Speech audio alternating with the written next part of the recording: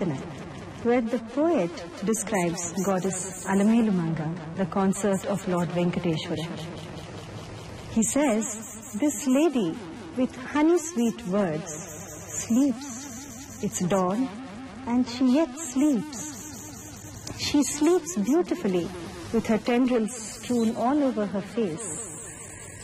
As she sleeps and her sari is moved to the side, she sleeps reminiscing the dalliances of the previous night with Lord Venkateshwara.